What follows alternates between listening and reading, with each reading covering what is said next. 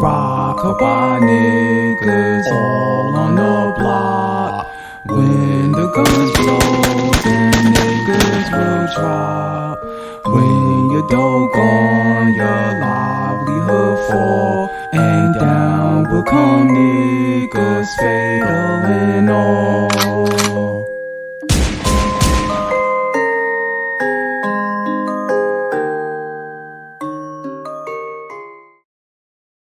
Yo, what up? It's your boy Ras X, and this is another Storytime Wit Ras X.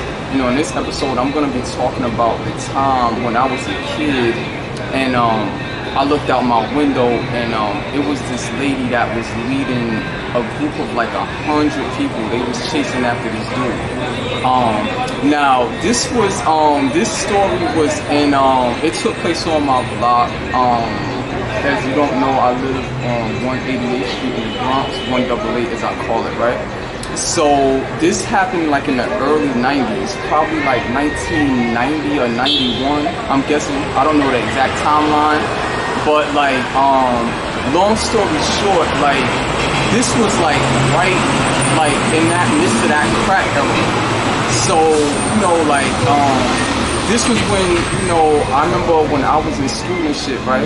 Like, I would always see, like, crack vials and shit on the playground and in the parks.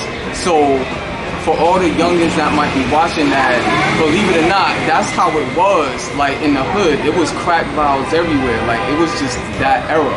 So, they cleaned that up probably around, like, probably the mid-90s, like 94, 95, they started cleaning that up. But, like, from the late 80s to, like, the early 90s, that's how it was, I remember. So, keep in mind, as I said, this was a crack era, so it was a lot of wars over drug territory, drug selling, so everybody was like fighting over the same shit, you know what I mean? So like, I don't know exactly what this story was about, but that's when I'm guessing it was over. It was probably some drugs. He probably owed money or some shit to this person.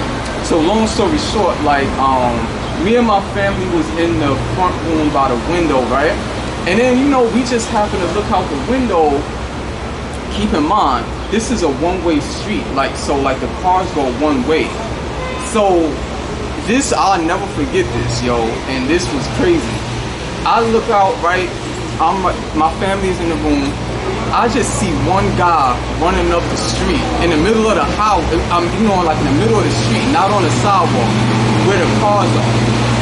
And then it's like, I would say maybe a couple of seconds pass, and then I just see, it was this woman that my father knew. She was like Spanish. She was like a butch, like one of them types, like a dyke. So, she's leading a group of like it was probably over 100 niggas. And she's just walking. They're not even running, they walking.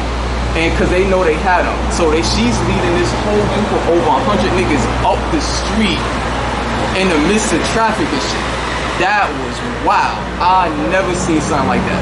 So that showed the type of respect she had. And she got up all them type of niggas, those amount of niggas, right? So they was deep. And I don't know what the fuck that was over or like what happened after that. But she was still around after that, but then she kind of like phased out by like the mid-90s. She probably just moved away from the neighborhood. But I would never forget that shit. That was wild. And to see that, but as I said, shit like that was sort of normal back then. It was all wild shit going on in the hood and the crack over back then in the 90s and shit. So I just thought I'd share that story with y'all, you know what I mean?